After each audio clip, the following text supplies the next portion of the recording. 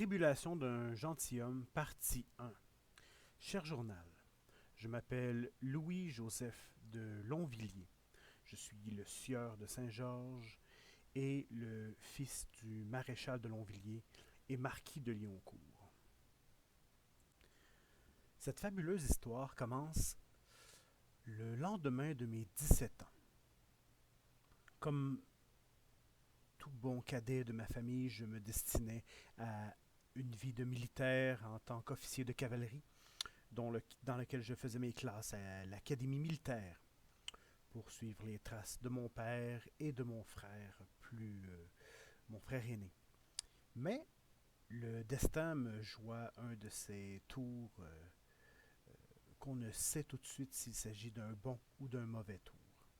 On m'offrit une place dans la prestigieuse compagnie des Mousquetaires Rouges. Il ne se passa pas beaucoup de temps avant que l'on ne me confie une mission. Et à ma grande surprise, une mission de la plus haute importance. Euh, je suis très conscient de mes aptitudes de bretteur, mais je ne me sentais pas préparé à ce type de mission. On m'envoie directement chercher la promise du roi de France. Il faut comprendre que Anne d'Autriche vient de trépasser d'une maladie suspecte et le roi de France, n'ayant aucun héritier, doit se remarier rapidement. Et donc, nous devons aller chercher cette nouvelle promise. Je dis nous, dans l'optique où on me présenta mes deux nouveaux compagnons d'aventure.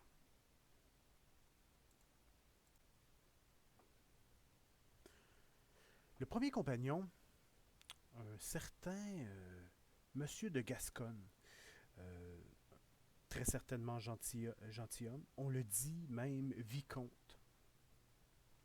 C'est un homme qui en impose par l'expérience, par son savoir-faire et par l'espèce d'éclat, de secret sombre qu'il cache derrière un regard voilé. Euh, le, Mon deuxième compagnon, ma compagne, devrais-je dire, se nomme Mademoiselle de Lavallière. Et je ne peux me tarir de compliments sur sa grâce, son élégance, son savoir-faire, son tact et sa présence. Premier objectif de cette fameuse mission, une auberge. Tout près, l'auberge de la Dame du Lac, tout près du lac de Cercaste, dans le sud de la France. Nous devons aller prendre contact à cet endroit-là sous le couvert de l'anonymat avec la future reine de France, une certaine dame de Belzic.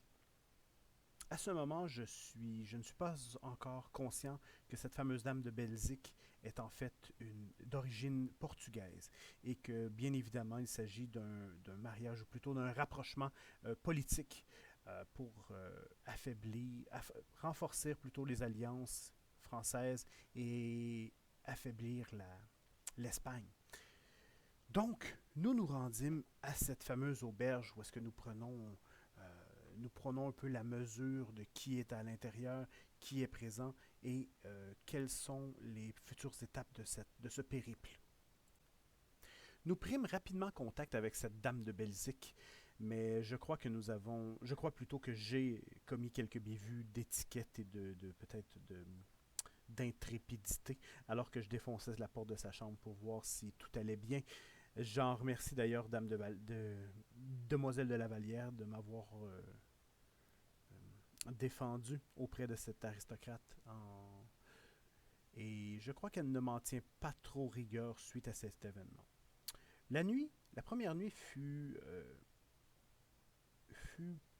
plutôt tranquille entre les tours de garde et nos périodes de sommeil. Nous passâmes une nuit relativement calme jusqu'au matin, alors qu'un quatuor de spadassins espagnols se sont présentés à cette même auberge. moi et mes compagnons avons mené combat, un combat farouche qui nous a vu facilement prendre le pas sur ces hommes, mais malheureusement, j'ai failli à ma tâche et j'ai laissé, à mon grand dame, dame de la Vallière, être blessée au bras.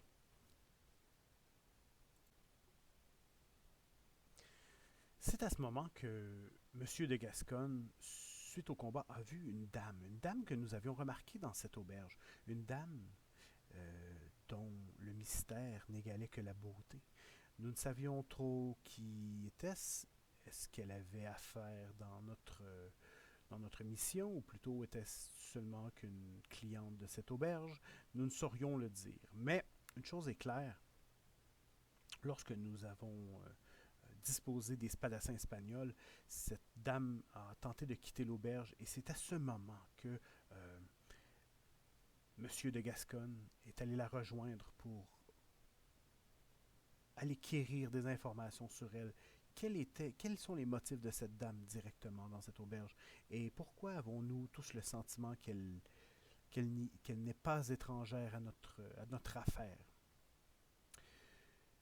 La pluie, malheureusement, et les mauvais temps nous empêchent de quitter cette auberge pour l'instant. Aux grandes dames de Dame de Belzic qui appellent de tous ses voeux un départ hâtif. Cher journal, je vais rapidement te raconter la suite de ces événements.